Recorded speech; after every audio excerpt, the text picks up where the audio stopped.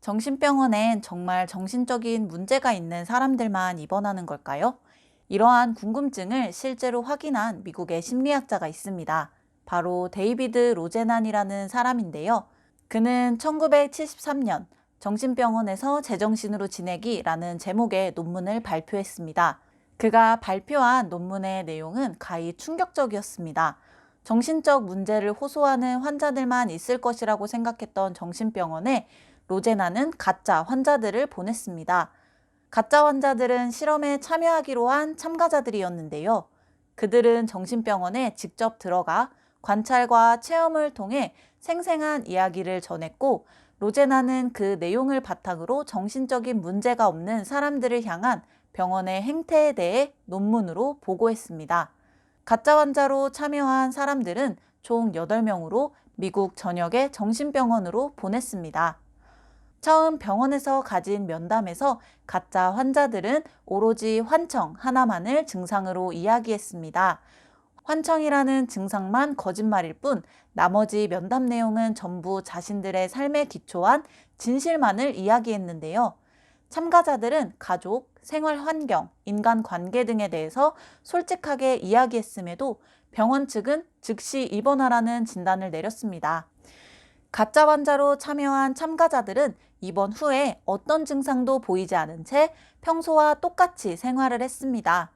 더불어 더 이상 환청은 들리지 않고 퇴원하고 싶다는 의지를 병원 측에 밝히기도 했는데요.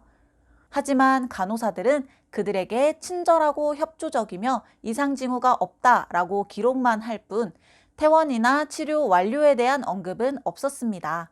또한 그들에게 여러 종류의 약을 처방했는데 8명이 입원해 있는 동안 처방받은 모든 약을 합치면 약 2,000알이 넘었습니다.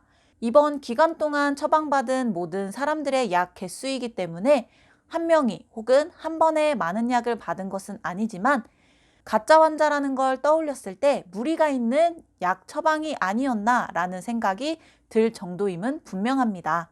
실험 참가자들은 가짜 환자이기 때문에 그 약을 먹지 않고 모두 버리거나 숨겼습니다. 8명의 가짜 환자들은 정신병이 있다는 진단을 받았는데 7명은 정신분열을, 1명은 양극성 정동장애라고 불리는 조울증을 진단받았습니다.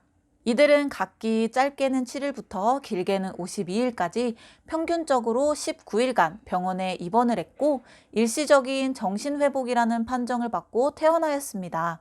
여기서 더 놀라운 사실은 입원해 있던 진짜 환자들은 그들이 가짜 환자라는 것을 눈치챘다는 것입니다.